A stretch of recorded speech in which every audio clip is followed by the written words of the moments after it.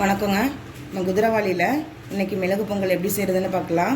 First நான் இந்த டம்ளரால் 2 tumbler அளவுக்கு குதிரவாளி எடுத்திருக்கேன். இதால் 1 டம்ளரு பாசிப்பருப்பு எடுத்திருக்கேன். முதல்ல நம்ம இதை என்ன பண்ணிக்கலாம், ஒரு வாணலில் கொஞ்சம் நல்லா அதை வறுத்துக்கலாம்.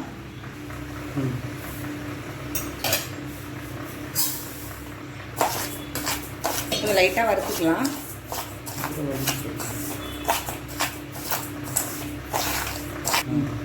குதிரவாளியை நல்லா வறுத்துக்கலாங்க.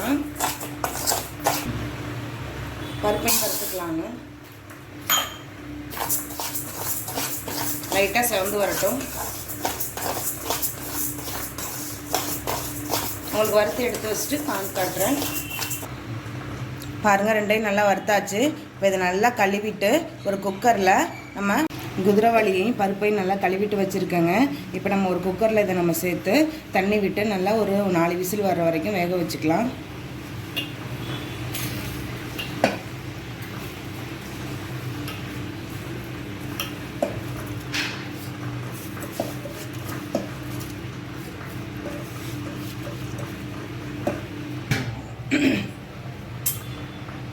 நான் இந்த டம்ளரால் 3 டம்ளர் எடுத்திருக்கேன். 1க்கு 3 அப்படின்ற கணக்கில் இப்போ நம்ம தண்ணி சேர்க்கணும். நம்ம 1க்கு 9 டம்ளர் நம்ம இப்போ தண்ணி சேர்த்துக்கலாம்.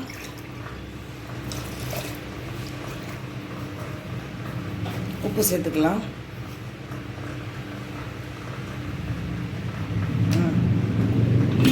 மூடி போட்டு ஒரு 4 விசில் வரைக்கும்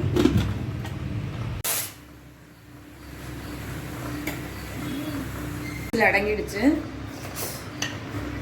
நம்ம ஓப்பன் பண்ணி பார்க்கலாம். பாருங்கள், நல்லா குலைவாக வெந்திருக்கு. இப்போ நம்ம இதுக்கு தாளிப்பு கொடுத்துடலாம். சிறுதானியம் உடம்புக்கு ரொம்ப நல்லதுங்க. குதிரவாளி மிளகு பொங்கல் உடம்புக்கு ரொம்ப நல்லது. கண்டிப்பாக ட்ரை பண்ணி பாருங்கள், டேஸ்ட்டாக இருக்கும். கடை சூடாகிடுச்சு. இதை எண்ணெய் ஆட் பண்ணிக்கலாம்.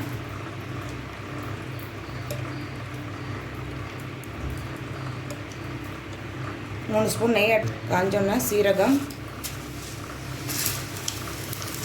மிளகு, இஞ்சி குட்டி குட்டியாக கட் பண்ணி வச்சுருக்காங்க, அதையும் சேர்த்துக்கலாம்.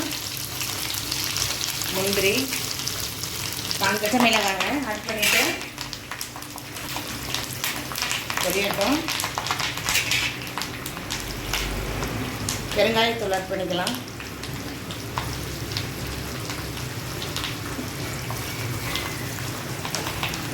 உங்கள் ஃபீட்பேக்கை கண்டிப்பாக சொல்லுங்கள்.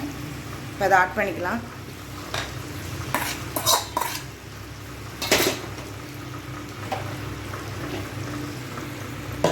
அவ்வளோதாங்க, சுவையான குதிரவாளியில் மிளகு பொங்கல் தயாராகிடுச்சு. நீங்களும் கண்டிப்பாக ட்ரை பண்ணி பார்த்துட்டு உங்களுடைய ஃபீட்பேக்கை சொல்லுங்கள். சப்ஸ்கிரைப் பண்ணுங்கள் சேனலை. தேங்க்யூ.